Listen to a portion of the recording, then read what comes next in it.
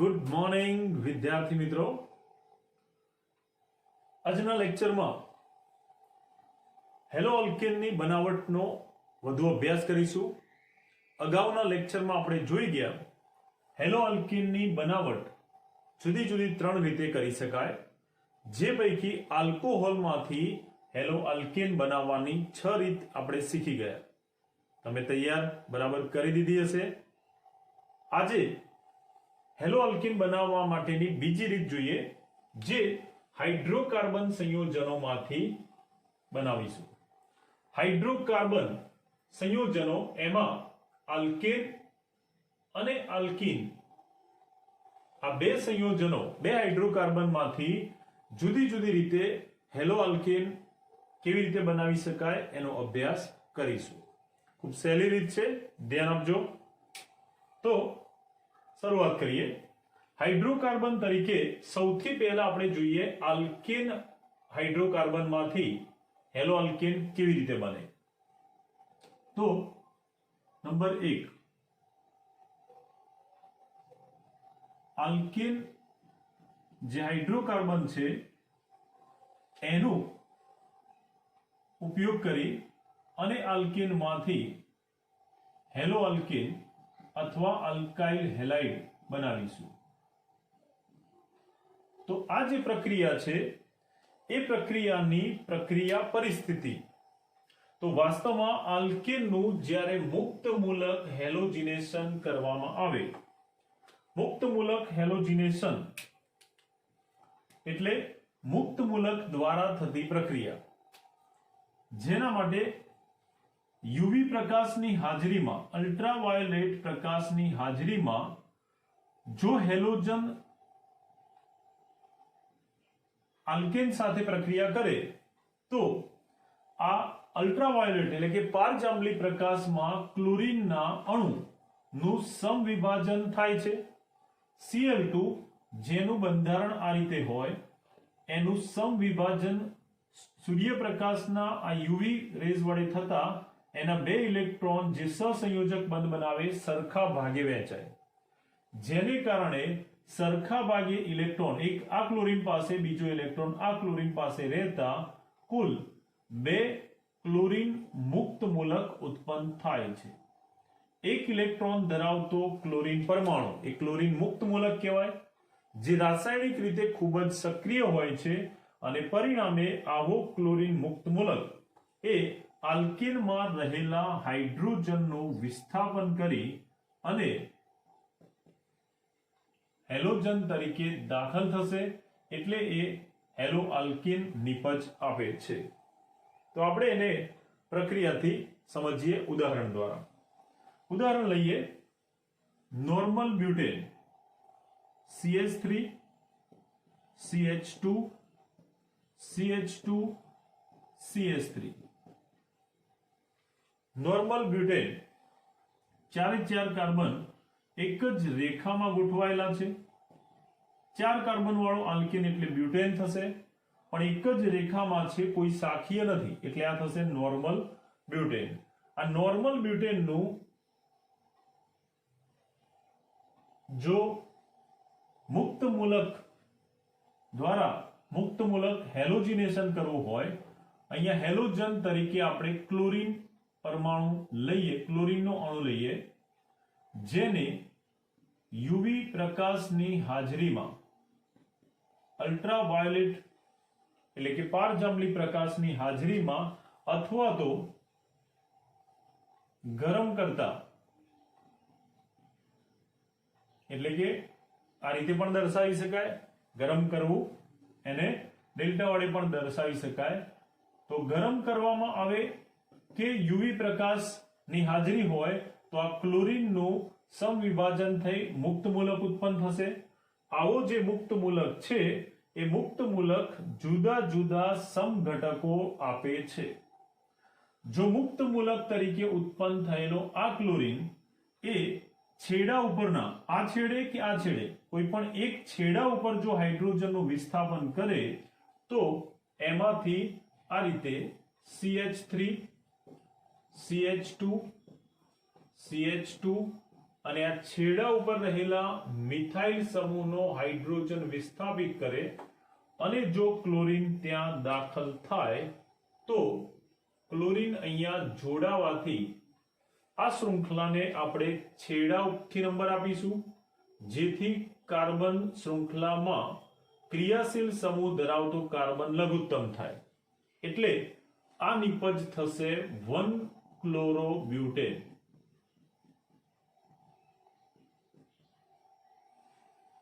આ એક નિપજ થઈ. જો મુક્ત મૂલકનો ક્લોરીન એ છેડા ઉપર ન દાખલ થતા વચ્ચેના કોઈ કાર્બન ઉપર જોડાય તો એક બીજો સમઘટક મળશે. જો ક્લોરીન એ છેડા ઉપર દાખલ થાય આ છેડે તો અહીંથી 1 થશે, અહીંયા જોડાયો હોય તો આ 1 2 3 એટલે બંનેમાં મળશે 1-ક્લોરોબ્યુટેન. પરંતુ જો એ છેડા ઉપરના કાર્બન ને બદલે જો વચ્ચેના કાર્બન, બીજા નંબરના કાર્બન એના પર હાઇડ્રોજનનું વિસ્થાપન કરે અને જો ક્લોરીન દાખલ થાય તો વચ્ચેના આ કાર્બન ઉપર જો ક્લોરીન જોડાય કે અહીંયા જોડાય, અહીં જોડાશે તો 1 2 આ બાજુથી જમણી બાજુથી નંબર આપવાનો, આ છેડે જોડાય તો ડાબી બાજુથી 1 2, પણ મળશે એક જ સમઘટક જેનું નામ થશે, કાર્બન શૃંખલામાં ક્લોરીન ધરાવતો કાર્બન લઘુત્તમ થાય એ માટે એને જમણી બાજુએથી નંબર આપીએ તો ક્લોરીનનું સ્થાન થશે બીજા કાર્બન ઉપર, એટલે આનું નામ થશે 2-ક્લોરોબ્યુટેન. આ રીતે જુદા જુદા બે સમઘટકો મિશ્રણમાં મળશે. આવા જે ઘટકો છે આલ્કેન હાઇડ્રોકાર્બનનું જ્યારે મુક્ત મૂલક હેલોજિનેશન કરીએ, અહીંયા ક્લોરીનને આપણે હેલોજન તરીકે પ્રક્રિયામાં ઉપયોગ કરીએ છીએ. હેલોજન સાથે થતી પ્રક્રિયા એટલે આ કહેવાય હેલોજિનેશન. પ્રક્રિયાનું નામ શું થશે? હેલોજન સાથેની પ્રક્રિયા એટલે હેલોજિનેશન. અને એમાં મુક્ત મૂલક વડે શૃંખલા પ્રક્રિયા આગળ વધે છે માટે એ મુક્ત મૂલક હેલોજિનેશન તરીકે ઓળખાય. જો આપણે ક્લોરીન સાથે પ્રક્રિયા કરી તો આ મુક્ત મૂલક ક્લોરિનેશન કહેવાશે. અહીંયા બે જે મુક્ત મૂલકો છે એમાંનો એક મુક્ત મૂલક એ હાઇડ્રોકાર્બનના હાઇડ્રોજનને વિસ્થાપન કરી અને અહીંયા દાખલ થશે. જે કાર્બન ઉપરથી હાઇડ્રોજન દૂર થશે એ બીજા ક્લોરીન સાથે HCl ના અણુ તરીકે વધારાના ઘટક તરીકે છૂટો પડશે. આમ આલ્કેન હાઇડ્રોકાર્બનનું મુક્ત મૂલક હેલોજિનેશન કરવામાં આવે તો એમાં આવા સમઘટકો મળે છે. સમઘટકો જે મળે છે એ સમઘટકોમાં જો કાર્બનની સંખ્યા ઓછી હોય તો સમઘટક ઓછા મળે અથવા ના મળે. જેમ કે મિથેન હોય તો મિથેનનું ક્લોરિનેશન કરીશું તો એમાંથી ક્લોરોમિથેન જ મળશે, બરાબર. પરંતુ કાર્બનની શૃંખલા જો વધતી જશે તો એમાં આવા સમઘટકો મળશે.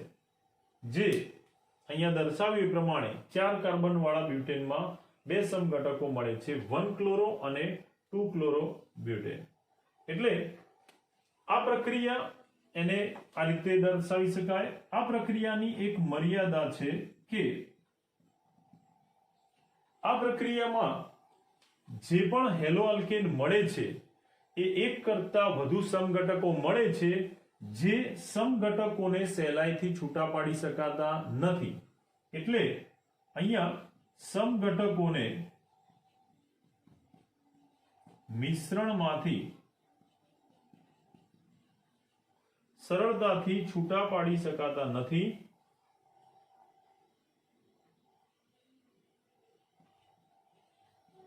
અથવા છૂટા પાડવા સરળ નથી.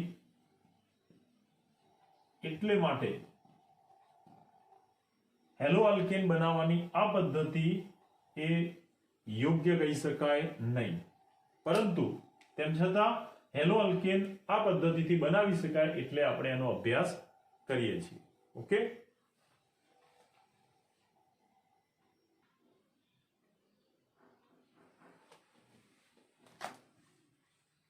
હવે હાઇડ્રોકાર્બન તરીકે આલ્કીન સંયોજનનો ઉપયોગ કરી અને એમાંથી હેલો આલ્કેન બનાવવાની જુદી જુદી બે રીત જોઈએ. તો સૌથી પહેલા આલ્કીનમાંથી હેલો આલ્કેન બનાવવા માટે એક રીત આપણે જોઈએ, જેમાં આલ્કીનની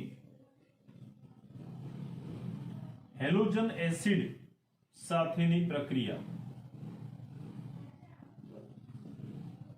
આ પ્રક્રિયામાં આલ્કીન જે કાર્બન કાર્બન દ્વિબંધ ધરાવે છે એમાં જ્યારે હેલોજન એસિડ ઉમેરાય છે ત્યારે હેલોજન એસિડ ઉમેરાતો હોવાથી અહીંયા હાઇડ્રોજન અને હેલોજન ઉમેરાય છે, માટે આ પ્રક્રિયાને હાઇડ્રો હેલોજિનેશન પ્રક્રિયા તરીકે પણ ઓળખવામાં આવે છે. કારણ કે આ પ્રક્રિયામાં હાઇડ્રોજન ઉમેરાય અને હેલોજન ઉમેરાય, એટલા માટે એને હાઇડ્રોહેલોજિનેશન પ્રક્રિયા કહે છે. તો આ જે પ્રક્રિયા છે એ પ્રક્રિયા આ પ્રમાણે કરી શકાય. હેલોજન એસિડ તરીકે અહીંયા HBr, HI, HCl વગેરે જેવા એસિડ, HCl, HBr, HI જેવા હેલોજન એસિડ નું ઉમેરણ કરી અને જે હેલો આલ્કેન બનાવવો હોય, જે હેલોજન ધરાવતો આલ્કેન, એ પ્રમાણે હેલોજન એસિડને પસંદ કરવો પડે. તો એની બે પ્રક્રિયા જોઈએ. ધોરણ 11 માં પણ આપણે શીખી ગયા પ્રમાણે જો આપેલો આલ્કીન આ પ્રમાણે સમમિત આલ્કીન હશે. સમમિત આલ્કીન એટલે જેમાં દ્વિબંધ ધરાવતા બંને કાર્બન ઉપર આવેલા પરમાણુ કે સમૂહ એક સમાન હોય. જેમ આ કાર્બન ઉપર બે હાઇડ્રોજન છે, આના ઉપર પણ બે હાઇડ્રોજન છે. એ જ રીતે ધારો કે આપણે અણુ લઈએ કે C ડબલ બોન્ડ CH2, એમાં આ કાર્બન ઉપર અહીંયા મિથાઇલ હોય, તો અહીંયા પણ ઇથિલિનિક દ્વિબંધ, આ જે કાર્બન કાર્બન દ્વિબંધ છે એને ઇથિલિનિક દ્વિબંધ કહેવાય. એના ઉપર બંને કાર્બન ઉપર સમાન હાઇડ્રોજન છે અને રીતે મિથાઇલ મિથાઇલ એ પણ સમાન છે. આમ દ્વિબંધ ધરાવતા બંને કાર્બન ઉપર જો એક સરખા સમૂહ અથવા એક સરખા પરમાણુ આવેલા હોય તો એને સમમિત આલ્કીન કહે છે. આ કેવો આલ્કીન કહેવાશે? સમમિત આલ્કીન, જેમાં દ્વિબંધ ધરાવતા બંને કાર્બન સરખા પરમાણુ કે સરખા સમૂહ ધરાવતા હોય. જો એનું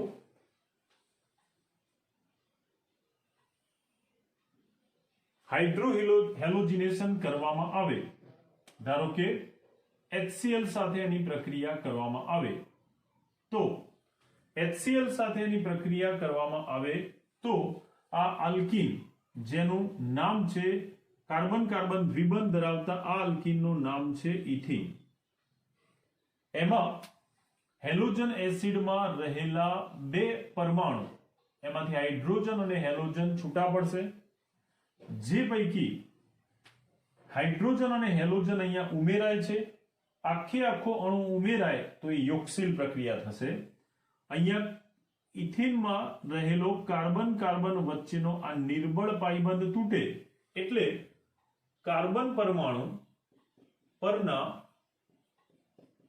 પાઈબંધ તૂટવાને કારણે એના મુક્ત થયેલા આ એક એક સંયોજકતા એ પૈકી એક હાઇડ્રોજન વડે પૂર્ણ થાય, એક કાર્બન ઉપર હાઇડ્રોજન જોડાય. એટલે ધારો કે અહીંયા હાઇડ્રોજન જોડાય તો આ બે હાઇડ્રોજન હતા અને આ ત્રીજો હાઇડ્રોજન જોડાતા આ થઈ જશે CH3.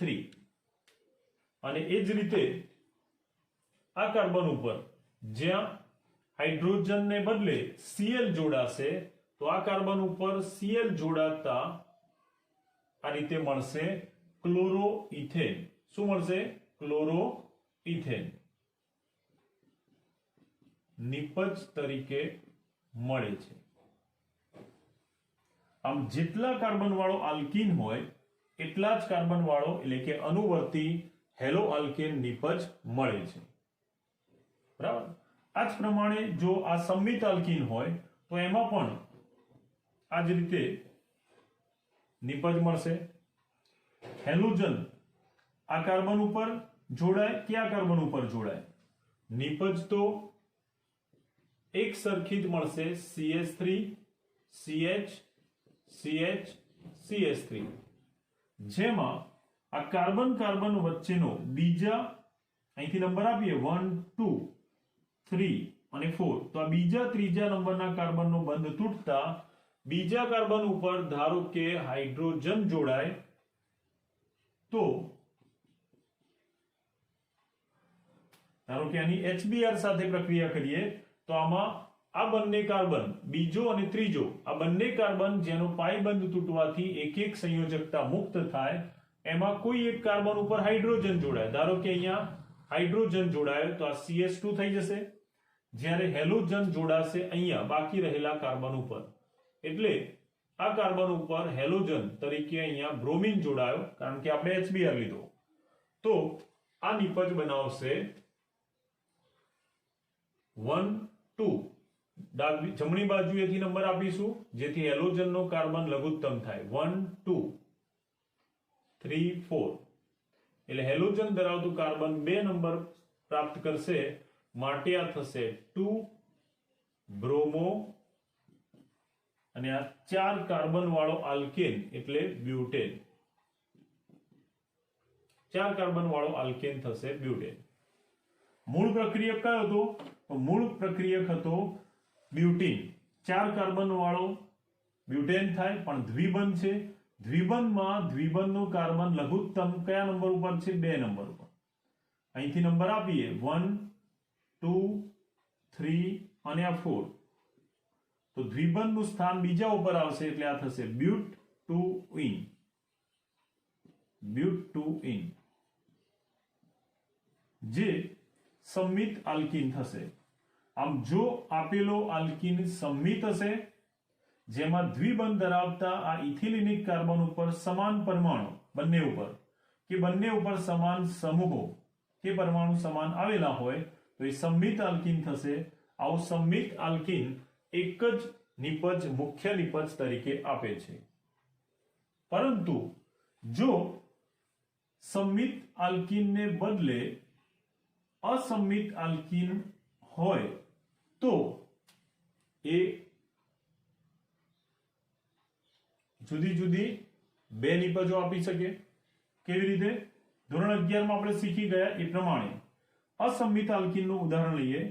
CH3 CH double bond CH2, 3 carbon વાળો આલ્કીન જેનું નામ થશે પ્રોપીન,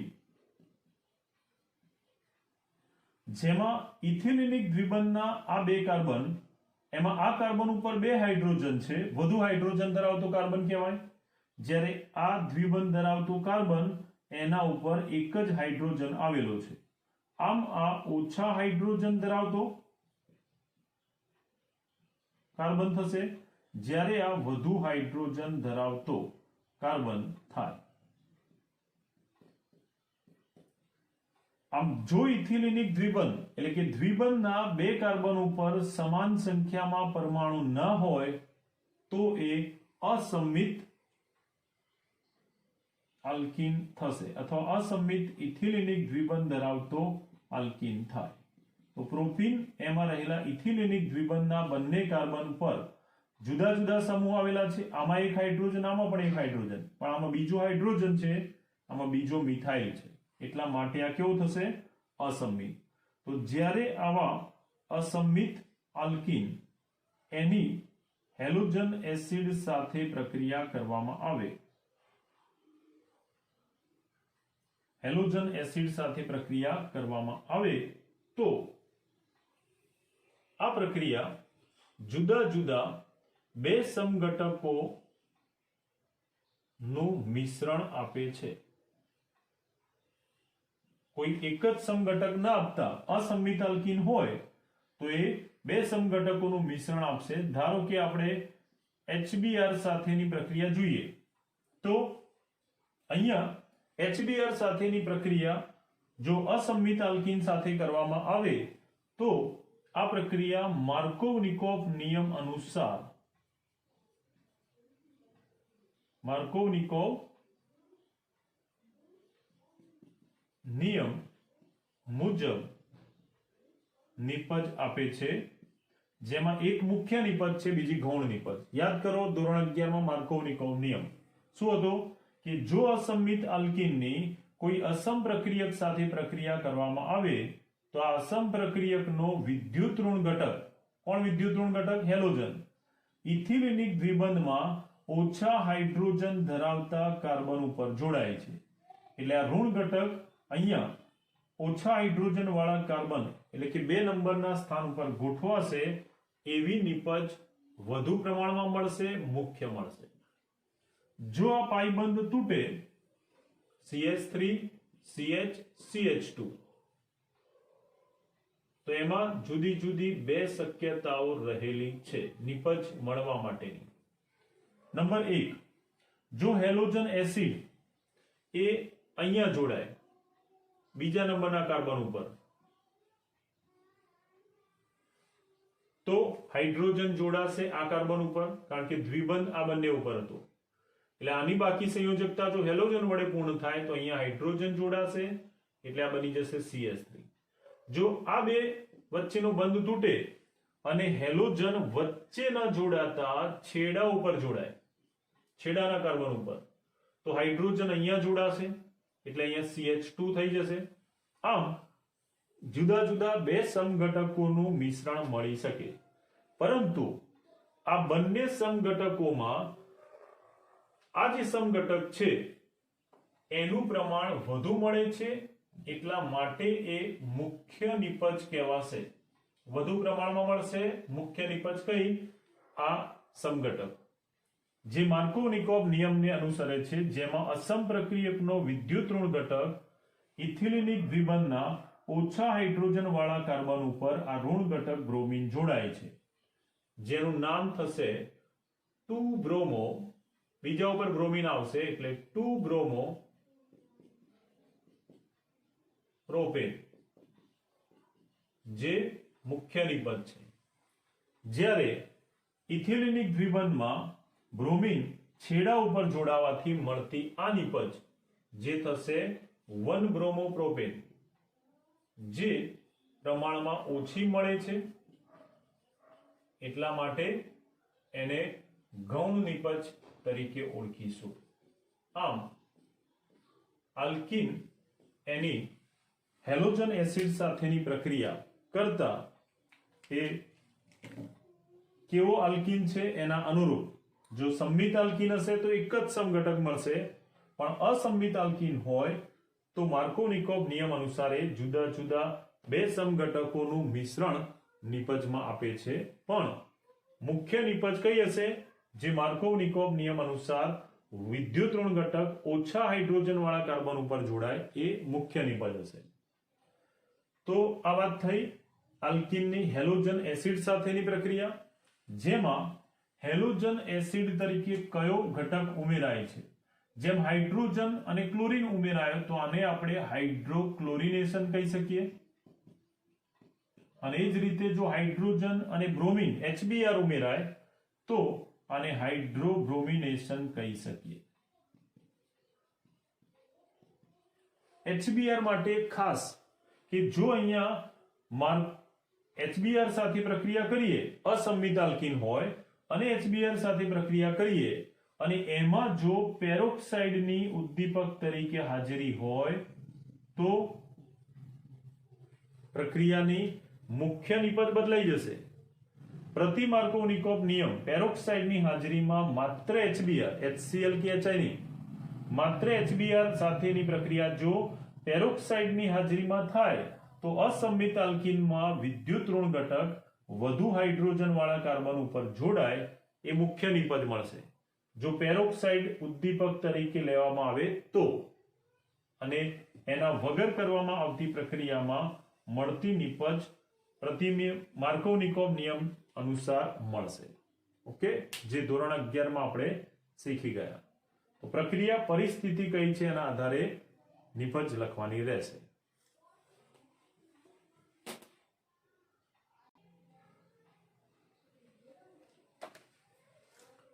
હવે આલ્કીન એની હેલોજન સાથેની પ્રક્રિયા જોઈએ.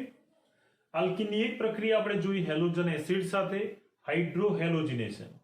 હવે હેલોજન ઉમેરવાની પ્રક્રિયા જેને કહેવાય હેલોજિનેશન.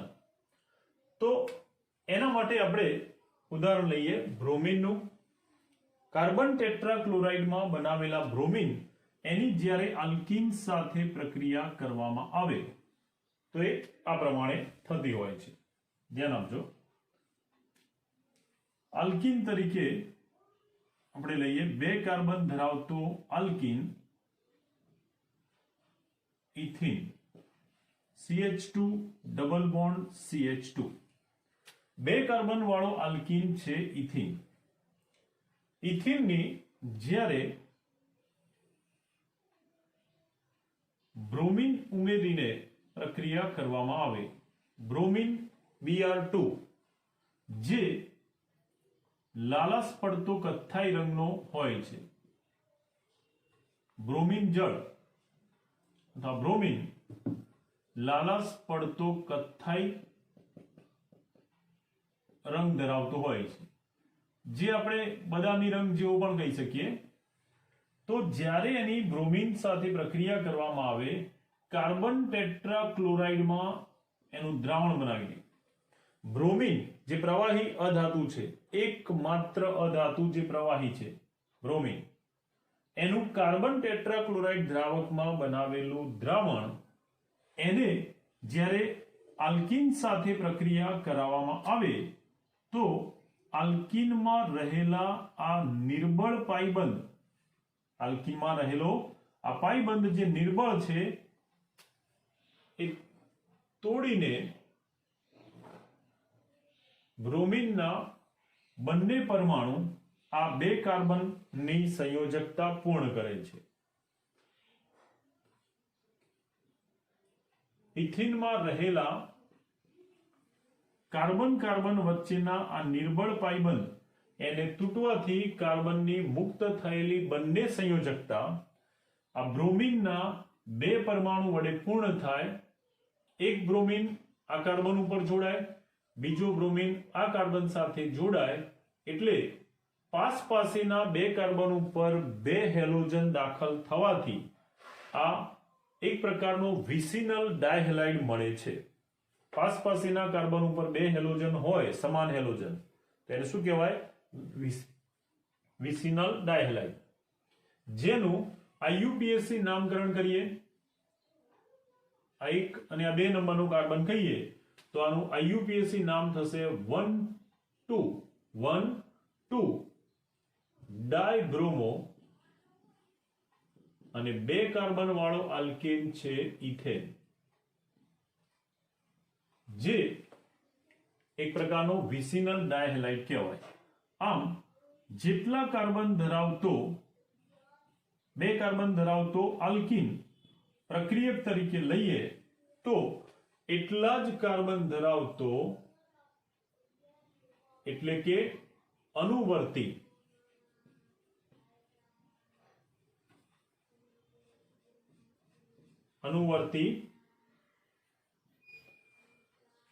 વિસિનલ ડાયહેલાઇડ નિપજ તરીકે મળે છે. અનુવર્તી વિસિનલ ડાયહેલાઇડ નિપજ તરીકે મળે છે. તો આ થશે બીજી પ્રક્રિયા, આલ્કીનની હેલોજન ઉમેરીને થતી પ્રક્રિયા, જે કાર્બન ટેટ્રાક્લોરાઇડ દ્રાવકમાં ઉમેરીને કરવામાં આવે છે. આ પ્રક્રિયાનું એક મહત્વ અથવા એનો ઉપયોગ ધ્યાન રાખજો. MCQ બેઝ પ્રશ્ન માટે પ્રયોગશાળામાં આ પ્રક્રિયા કરવામાં આવે છે. શેના માટે? પ્રયોગશાળામાં આ પ્રક્રિયા કરવામાં આવે છે અસંતૃપ્તતાની કસોટી માટે. શેના માટે? અસંતૃપ્તતા કસોટી એટલે શું?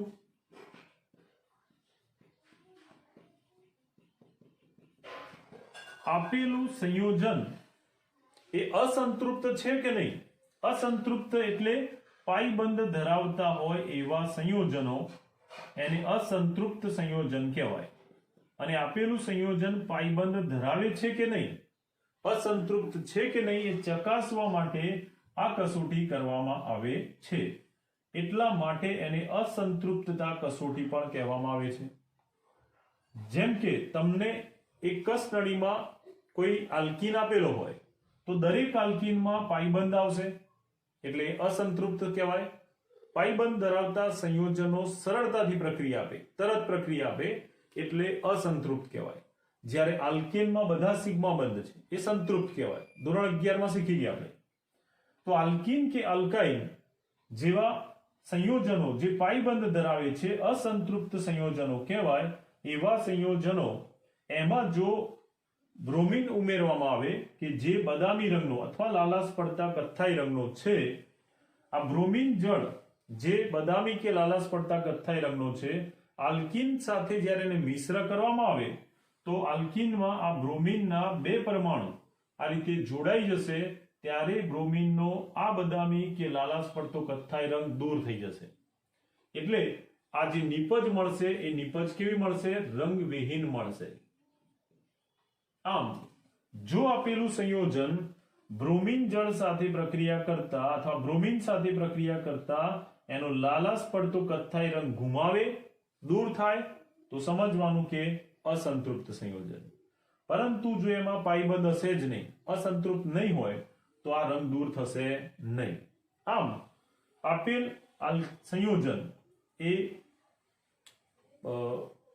સંયોજન એમાં પાઈબંધ હશે કે નહીં, એટલે કે આપેલ સંયોજન અસંતૃપ્ત છે કે નહીં એ ચકાસવા માટે અસંતૃપ્તતા કસોટી તરીકે પ્રયોગશાળામાં આ કસોટીનો ઉપયોગ કરવામાં આવે છે.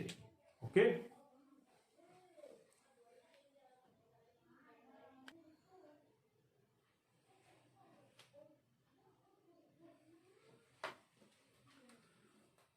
હવે હેલો આલ્કેન બનાવવાની ત્રીજી રીત આલ્કોહોલમાંથી, હાઇડ્રોકાર્બનમાંથી. હવે ત્રીજી પદ્ધતિથી આપણે હેલો આલ્કેન બનાવીશું જે છે હેલોજન વિનિમય દ્વારા. ત્રીજી પદ્ધતિ જે હેલોજન વિનિમય દ્વારા આલ્કાઇલ હેલાઇડ કે હેલો આલ્કેન બનાવવાની રીત છે. હેલોજન વિનિમય એનો અર્થ કે એક હેલો આલ્કેન એમાં રહેલા હેલોજનને દૂર કરી અને બીજો હેલોજન એમાં ઉમેરાય. આમ એક હેલોજન વડે બીજા હેલોજનનું વિસ્થાપન થઈ અને નવો હેલોજન જોડાવાની પ્રક્રિયા એટલે હેલોજન વિનિમય અથવા હેલોજન આપ-લેની પ્રક્રિયા. જેમાં 2 ખૂબ અગત્યની પ્રક્રિયાઓ જોઈશું આપણે. જે પૈકી પહેલી પ્રક્રિયા જે છે ફિંકલસ્ટેઇન પ્રક્રિયા.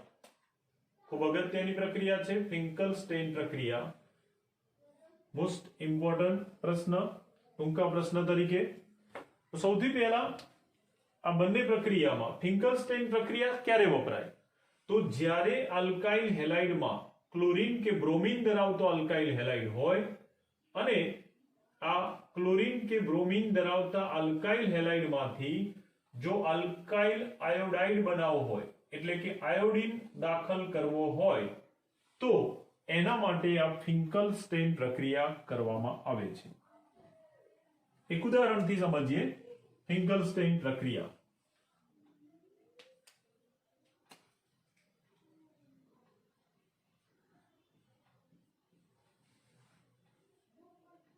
હેલોજન વિનિમય એમાં સૌથી પહેલા આપણે જોઈએ ફિંકલસ્ટેઇન પ્રક્રિયા.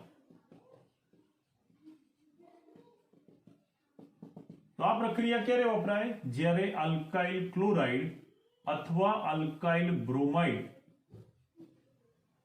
એમાંથી જો આપણે ક્લોરીન કે બ્રોમિનનું વિસ્થાપન કરી અને આયોડીન દાખલ કરવો હોય તો આ ફિંકલસ્ટેઇન પ્રક્રિયા વપરાય. આમ આયોડીન દાખલ કરવા માટેની પ્રક્રિયા છે એટલે અહીંયા પ્રક્રિયક તરીકે આયોડીન ધરાવતો ઘટક સોડિયમ આયોડાઇડ એનું શુષ્ક એસીટોનમાં બનાવેલું દ્રાવણ લેવામાં આવે છે. એક ઉદાહરણ જોઈએ.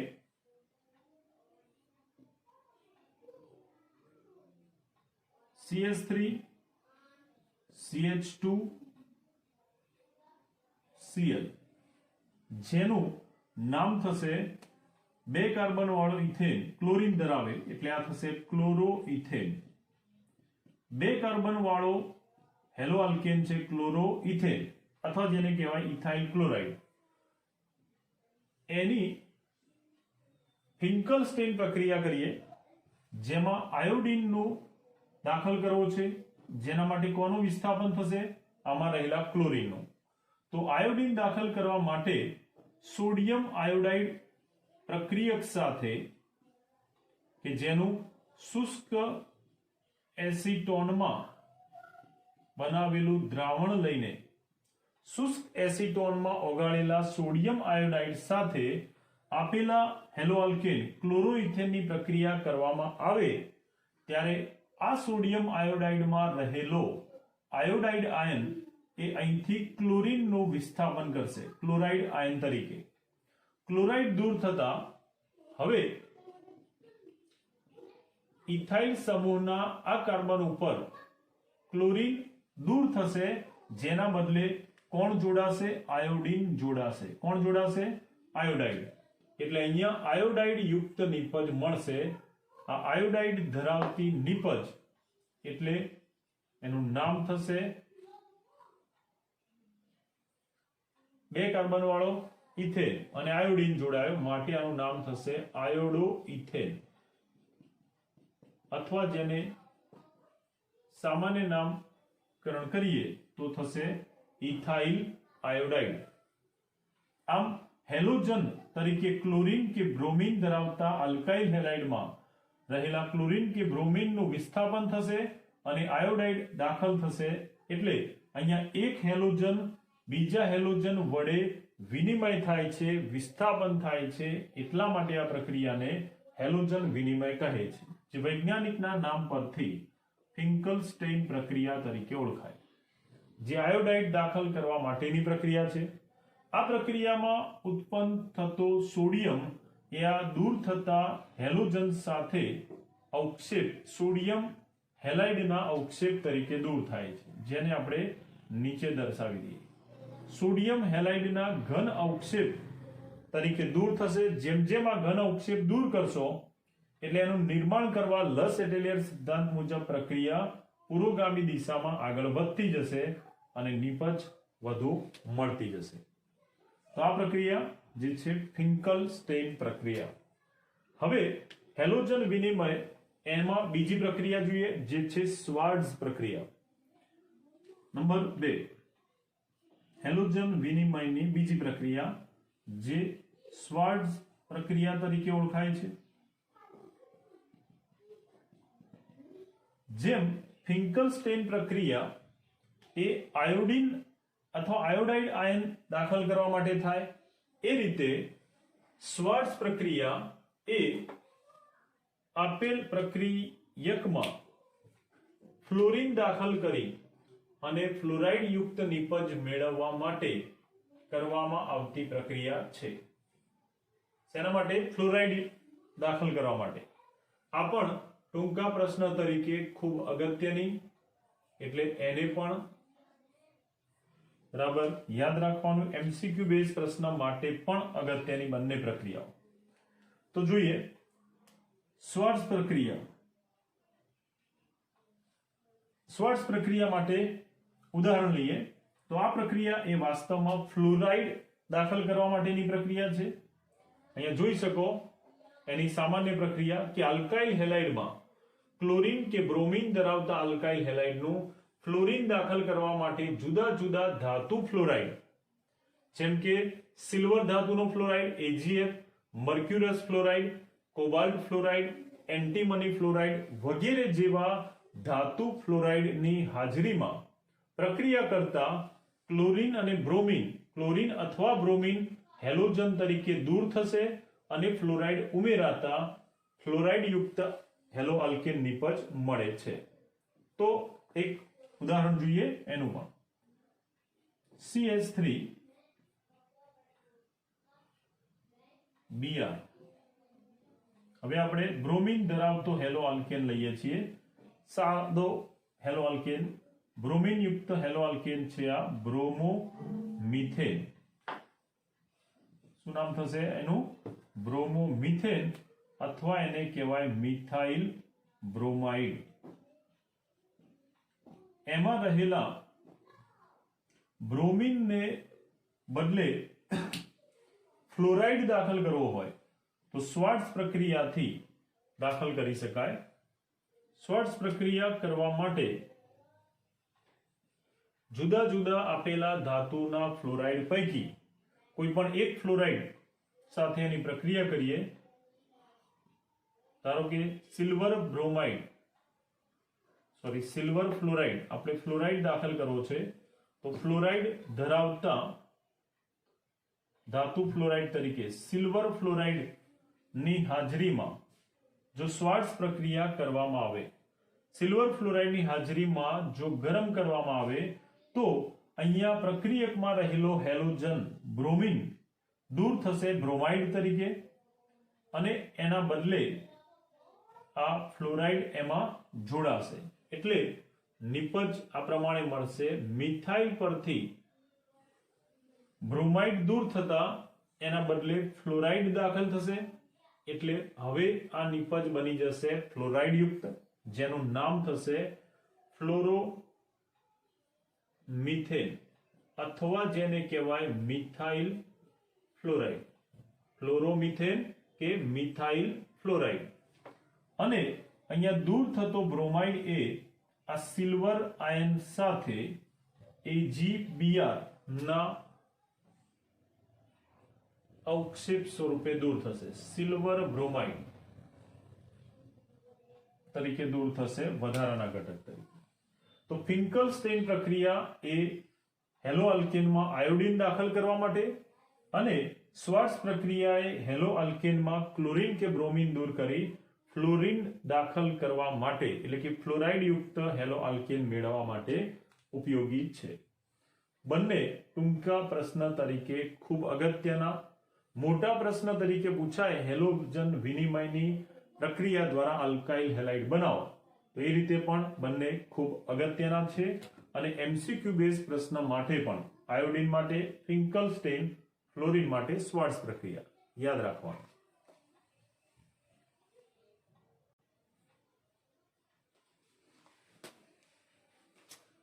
હવે નવા ટોપિક તરફ આગળ વધીએ.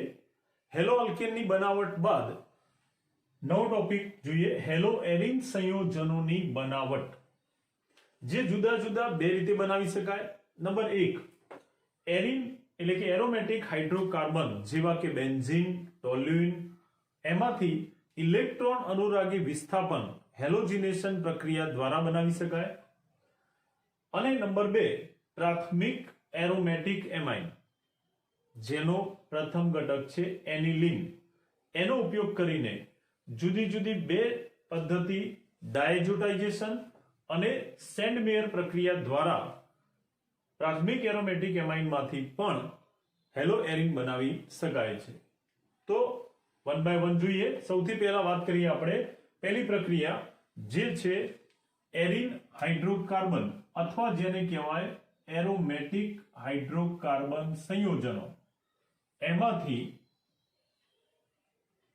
હેલો એરિન બનાવવાની પ્રક્રિયા જે હેલોજિનેશન જેવી ઇલેક્ટ્રોન અનુરાગી વિસ્થાપન પ્રક્રિયા કરીને બનાવી શકાય. હવે હેલોજિનેશન કરવાની પ્રક્રિયા એટલે તો હેલોજિનેશન પ્રક્રિયા એટલે આ પ્રક્રિયામાં હેલોજન સાથે કરવામાં આવતી પ્રક્રિયા.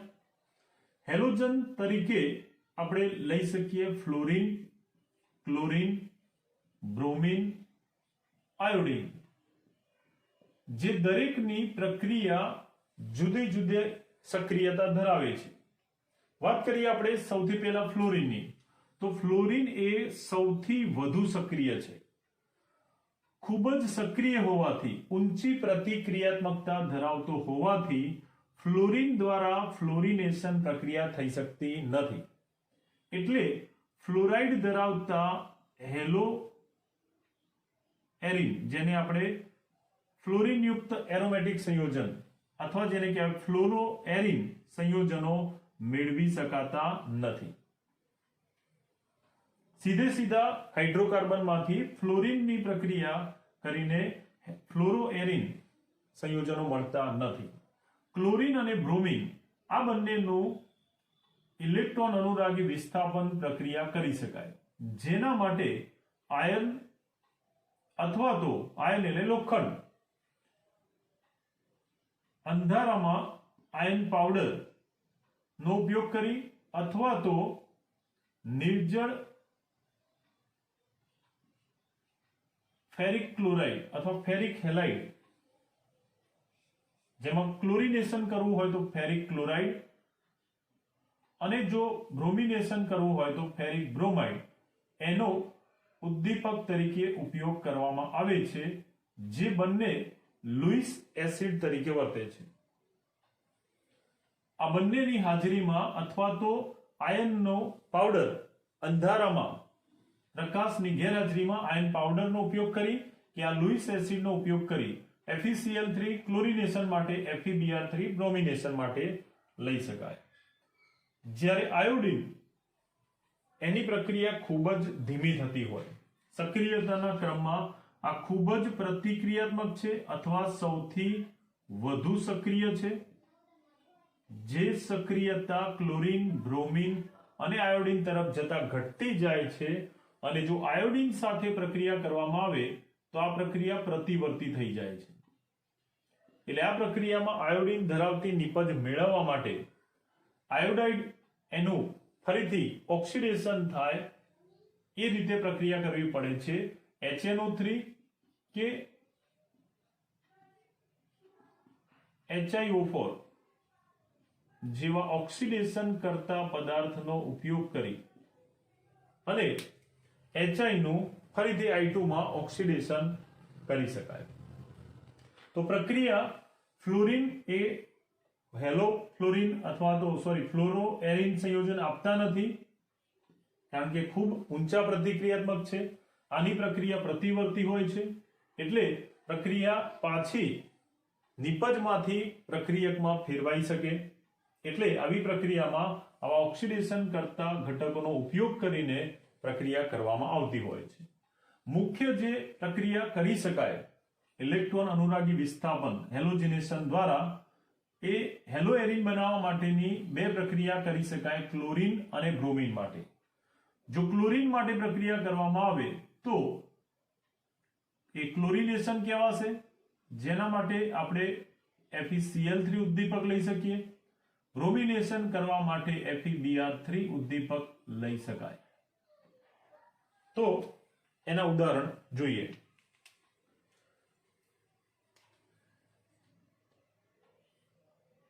બેન્ઝીન જે એરોમેટિક હાઇડ્રોકાર્બનનો પ્રથમ સભ્ય છે, 6 કાર્બન ધરાવતું ચક્રીય વલય એટલે બેન્ઝીન.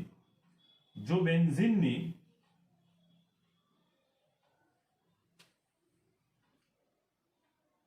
ઇલેક્ટ્રોન અનુરાગી વિસ્થાપન પ્રક્રિયા ક્લોરિનેશન પ્રક્રિયા કરવામાં આવે, ક્લોરીન સાથે પ્રક્રિયા એટલે ક્લોરિનેશન, નિર્જળ ફેરિક ક્લોરાઇડ ઉદ્દીપકની હાજરીમાં,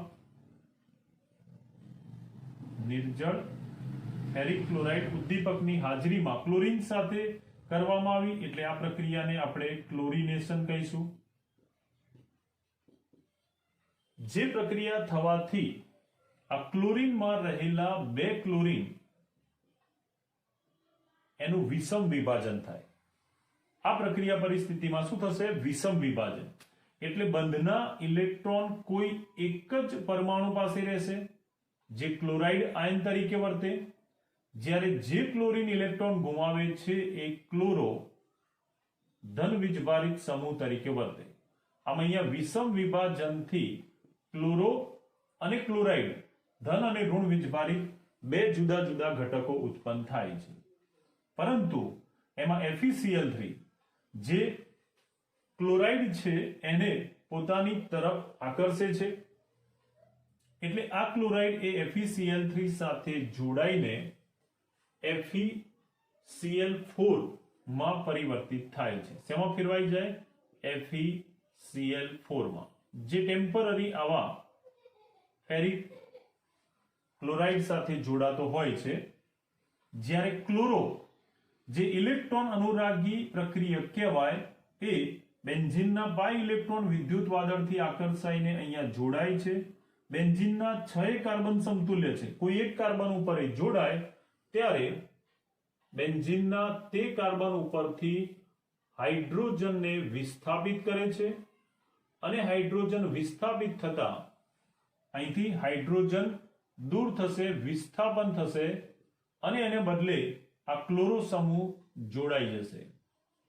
આમ ક્લોરીન જોડાતા આ બની જશે ક્લોરોબેન્ઝીન. શું બની જશે? ક્લોરોબેન્ઝીન બને છે.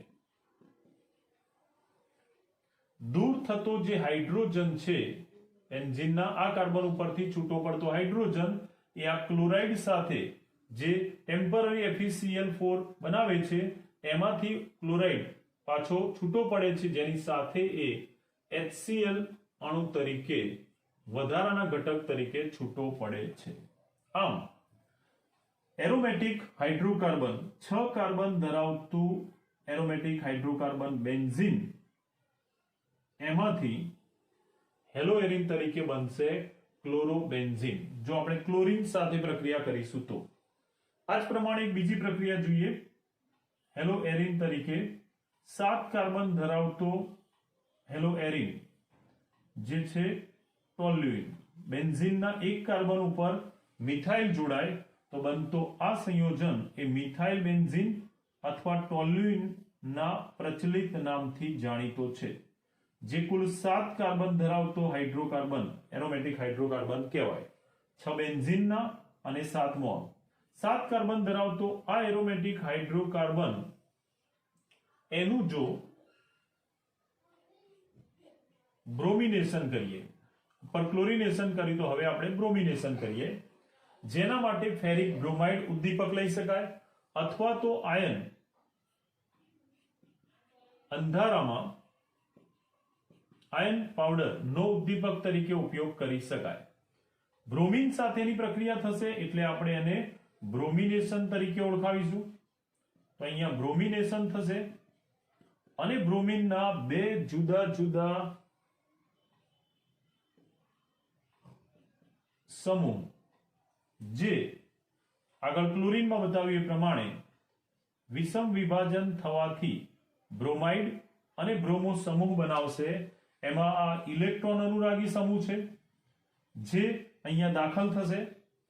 પરંતુ જો બેન્ઝીનમાં પહેલેથી જ કોઈ સમૂહ દાખલ થયેલો હોય, જેમ કે અહીંયા મિથાઇલ સમૂહ જોડાયેલો છે, તો આ મિથાઇલ સમૂહની નિર્દેશક અસર કેવી છે એના આધારે આ ઓર્થો મેટા પેરા ઉપર જોડાશે. મિથાઇલ સમૂહ જે ઓર્થો પેરા નિર્દેશક સમૂહ છે, આ તમારે યાદ રાખવાનું છે, ધોરણ 11 માં શીખી ગયા. મિથાઇલ કેવો સમૂહ છે? ઓર્થો પેરા નિર્દેશક સમૂહ. એટલે આ સમૂહ જો જોડાયેલો હોય તો આની અસર હેઠળ આની પ્રેરક અસર ઓર્થો પેરા હોવાથી દાખલ થતો ઇલેક્ટ્રોન અનુરાગી સમૂહ એ આ મિથાઇલના હાજરીને કારણે બેન્ઝીન રિંગમાં ઓર્થો એટલે કે આ 2 અને પેરા એટલે કે 4, આ ઓર્થો સ્થાન કહેવાશે, આ પેરા સ્થાન કહેવાય, એમાં દાખલ થતો હોય છે. આમ બ્રોમો સમૂહ જ્યારે ટોલ્યુઇનના 2 જુદા જુદા સ્થાનમાં દાખલ થાય તો એને કારણે 2 સમઘટકોનું મિશ્રણ નિપજ તરીકે મળે છે. ધ્યાન આપજો, ટોલ્યુઇન એમાં બ્રોમો સમૂહ મિથાઇલ સમૂહની નિર્દેશક અસર હેઠળ જુદા જુદા 2 સ્થાન ઉપર જોડાઈ શકે. આની નિર્દેશક અસર હેઠળ એ આ 2 નંબરનું સ્થાન જે ઓર્થો કહેવાય ત્યાં જોડાઈ શકે બ્રોમિન, અથવા તો આની બરાબર સામે આવેલું 4 નંબરનું સ્થાન 1 2 3 4 4 નંબરના સ્થાન જેને પેરા કહેવાય ત્યાં બ્રોમિન જોડાય છે. આ મિથાઇલ સમૂહની નિર્દેશક અસરને કારણે ઓર્થો એટલે કે 2 અને પેરા એટલે કે 4 નંબરના સ્થાન ઉપર જોડાય એટલે જુદા જુદા 2 સમઘટકોનું મિશ્રણ નિપજ તરીકે મળે છે. આ 2 સમઘટકો એના નામ લખીએ તો આ થશે 2 બ્રોમો ટોલ્યુઇન અથવા એને આપણે કહીશું ઓર્થો બ્રોમો ટોલ્યુઇન. ઓર્થોબ્રોમોટોલ્યુઇન અને એ રીતે આ બીજો સમઘટક જેનું આઈયુપીએસી નામ થશે 4 બ્રોમોટોલ્યુઇન અથવા એનું પ્રચલિત નામ થશે પેરાબ્રોમોટોલ્યુઇન। આમ જ્યારે ટોલ્યુઇન જેવો હાઇડ્રોકાર્બન એરોમેટિક હાઇડ્રોકાર્બન હશે તો એની નિર્દેશક અસર હેઠળ હેલોજિનેશન થવાથી આવા બે જુદા જુદા સમઘટકોનું મિશ્રણ મળશે।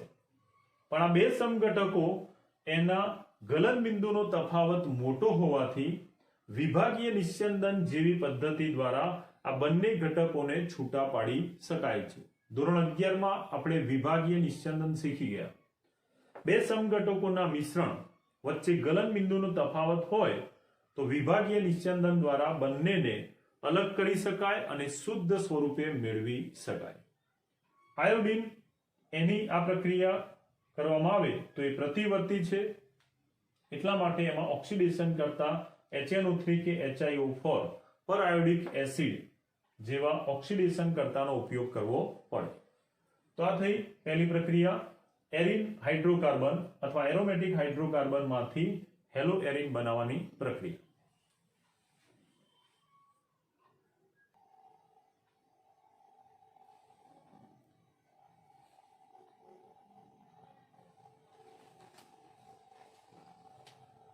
હવે બીજી એક અગત્યની બનાવટ જોઈએ હેલો એરિનની, જે પ્રાથમિક એરોમેટિક એમાઇન જેનું પ્રચલિત નામ છે એનિલિન એમાંથી બનાવી શકાય। પ્રાથમિક એરોમેટિક એમાઇન એનિલિનમાંથી હેલો એરિન બનાવવાની પ્રક્રિયા એ વાસ્તવમાં બે તબક્કામાં થતી હોય, જેમાં એનો પહેલો તબક્કો જે છે એ પહેલા તબક્કામાં ડાયઝોટાઇઝેશન પ્રક્રિયા કરવી પડે જે ડાયઝોનિયમ ક્લોરાઇડ આપશે અને આ ડાયઝોનિયમ ક્લોરાઇડ અસ્થાયી છે જેની પ્રક્રિયા દ્વારા હેલો એરિન બને છે। તો આ પ્રક્રિયા જે પ્રાથમિક એરોમેટિક એમાઇનમાંથી હેલો એરિન બનાવવાની પ્રક્રિયા છે એને બે તબક્કામાં કરી શકાય। તો પહેલો તબક્કો જોઈએ। પહેલા તબક્કામાં શું કરવામાં આવે? પહેલો તબક્કો જે છે ડાયએઝોટાઇઝેશન પ્રક્રિયા। પહેલા તબક્કાની પ્રક્રિયા જે આ પ્રમાણે થતી હોય, ડાયએઝોટાઇઝેશન પ્રક્રિયા કરવા માટે સોડિયમ નાઇટ્રાઇટ NaNO2 એની હેલોજન એસિડ સાથે પ્રક્રિયા કરતા સોડિયમ નાઇટ્રાઇટ એની હેલોજન એસિડ સાથે પ્રક્રિયા કરતા સોડિયમ એ હેલોજન સાથે જોડાઈને સોડિયમ હેલાઇડ ના અવક્ષેપ આવશે, જ્યારે H+NO2 સાથે જોડાઈને HNO2 જેને નાઇટ્રસ એસિડ કહેવાય આપે છે, HNO2 ઉત્પન્ન કરે છે, જે ડાયએઝોટાઇઝેશન પ્રક્રિયા માટેનો પ્રક્રિયક છે। આ HNO2 એની જ્યારે પ્રક્રિયા કરવામાં આવે પ્રાથમિક એરોમેટિક એમાઇન સાથે, આ રીતે પ્રાથમિક એરોમેટિક એમાઇન તરીકે દર્શાવી દઈએ આપણે એનિલિન।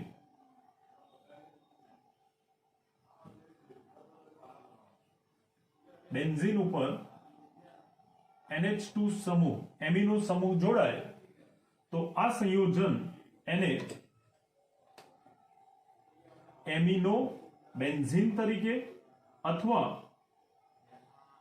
એનિલિન ના પ્રચલિત નામથી જાણીતું છે। એમિનો બેન્ઝીન અથવા એનું પ્રચલિત નામ છે એનિલિન તરીકે ઓળખાય છે। બરાબર, આ છે એનું નામ। પ્રાથમિક એરોમેટિક એમાઇન એનિલિન એની સાથે પ્રક્રિયા પરિસ્થિતિ બરાબર યાદ રાખજો। નાઇટ્રસ એસિડ એની સીધી પ્રક્રિયા કરી શકો તમે આ રીતે, HNO2 નાઇટ્રસ એસિડ અને હેલોજન એસિડ સાથે જો પ્રક્રિયા કરવામાં આવે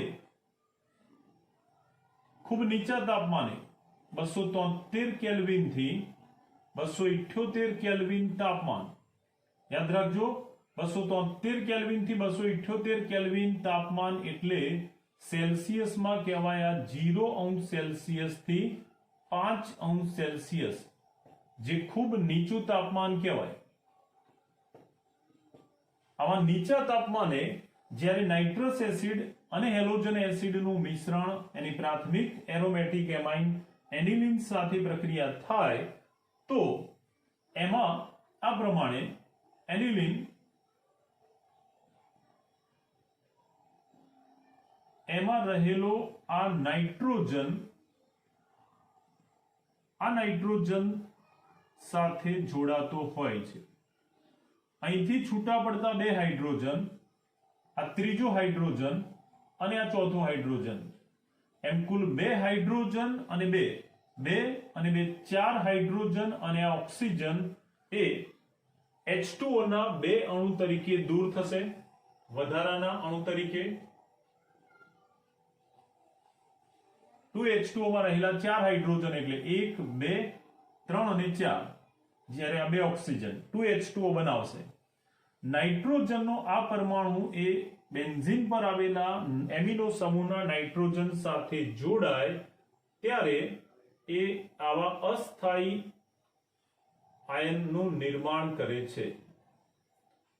બેન્ઝીન ઉપર હવે આ જે આયન બનશે N ટ્રિપલ બોન્ડ N, જેને કારણે આ ધન વીજભારિત બની જશે. ધન વીજભારિત બનતો આ સમૂહ એ આ હેલાઇડના ઋણ આયન સાથે જોડાય છે. આ જે સમૂહ બન્યો એને આપણે ભેગો પણ લખી શકીએ. એના બંધારણ આવું થશે, એમાં બે નાઇટ્રોજન ભેગા લખતા એને આ રીતે લખી શકાય N2 પ્લસ, જે બેન્ઝીન અને N ટ્રિપલ બોન્ડ N આ ડાયએઝો સમૂહ કહેવાય. એટલે બેન્ઝીન ઉપર ડાયએઝો સમૂહ હોવાથી એને કહેવાય બેન્ઝીન ડાયએઝોનિયમ.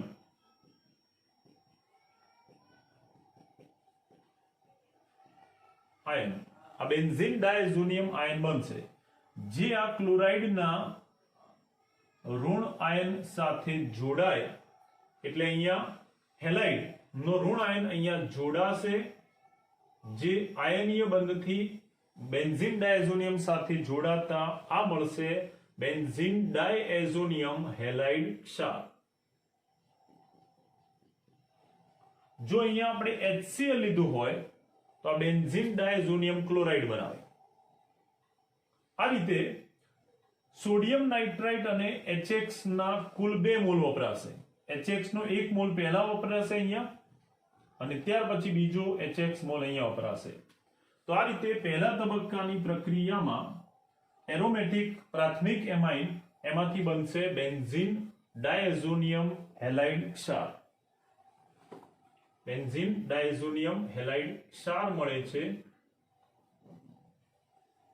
આ બેન્ઝીન ડાયઝોનિયમ હેલાઇડ એમાં નાઇટ્રોજનની સંયોજકતા 3 એના કરતા પણ વધુ બંધ છે.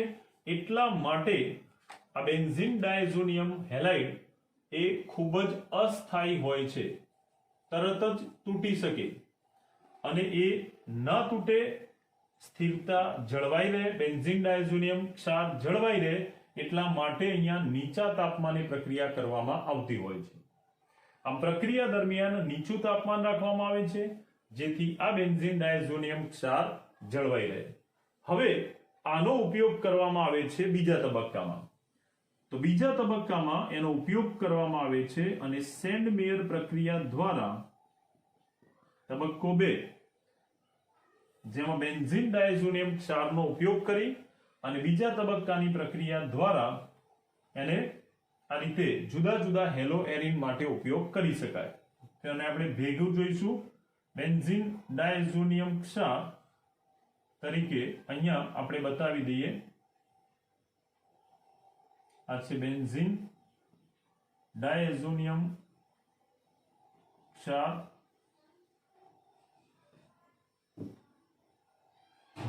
બેન્ઝીન ડાયઝોનિયમ હેલાઇડ એનો સેન્ડમેયર પ્રક્રિયા કરી અને જુદા જુદા હેલોએરિન બનાવવા માટે એનો ઉપયોગ કરી શકાય. તો જુદા જુદા હેલોએરિન ની પ્રક્રિયા આપણે જોઈએ. ડાયઝોનિયમ બેન્ઝીન ડાયઝોનિયમ ક્ષાર એનો ઉપયોગ કરી હેલોએરિન બનાવવાની પ્રક્રિયા એ સેન્ડમેયર પ્રક્રિયા તરીકે ઓળખાય છે. આમ સેન્ડમેયર પ્રક્રિયા કરીશું બેન્ઝીન ડાયઝોનિયમ ક્ષારનો ઉપયોગ કરી અને એમાંથી ક્લોરો બેન્ઝીન, બ્રોમોબેન્ઝીન કે આયોડોબેન્ઝીન જેવા હેલોએરિન સંયોજનો મેળવી શકાય. પરંતુ એ પહેલા તબક્કાની પ્રક્રિયાથી બેન્ઝીન ડાયઝોનિયમ ક્ષાર મેળવવો પડે. બેન્ઝીન ડાયઝોનિયમ ક્ષાર મેળવવાની આ જે પહેલા તબક્કાની પ્રક્રિયા છે એને ડાયએઝોટાઇઝેશન પ્રક્રિયા કહે છે. આમ પહેલા તબક્કામાં ડાયએઝોટાઇઝેશન પ્રક્રિયાથી ડાયઝોનિયમ ક્ષાર મેળવી ત્યાર પછી એને બીજા તબક્કામાં સેન્ડમેયર પ્રક્રિયા માટે ઉપયોગ કરી શકાય. જો આપણે ક્લોરોબેન્ઝીન મેળવવું હોય તો ક્યુપ્રસ ક્લોરાઇડ Cu2Cl2 જેને કહેવાય ક્યુપ્રસ ક્લોરાઇડ, આ ક્યુપ્રસ ક્લોરાઇડ સાથે જો બેન્ઝીન ડાયઝોનિયમ હેલાઇડની પ્રક્રિયા કરવામાં આવે તો આ જે બેન્ઝીન ડાયઝોનિયમ ક્લોરાઇડ હેલાઇડ જે નીચા તાપમાને સ્થાયી હોય છે, ઊંચા તાપમાને વિઘટન પામે. એટલે ઊંચા તાપમાને સેન્ડમેયર પ્રક્રિયા દરમિયાન આનું વિઘટન થાય છે. અહીંથી નાઇટ્રોજન છૂટો પડી જાય N2 વાયુ તરીકે. સાથે સાથે આ જે બેન્ઝીન ક્યુપ્રસ ક્લોરાઇડ છે એની હાજરીમાં અહીંયા રહેલો બેન્ઝીન પરથી આ નાઇટ્રોજન અને હેલોજન દૂર થશે ત્યારે બેન્ઝીનના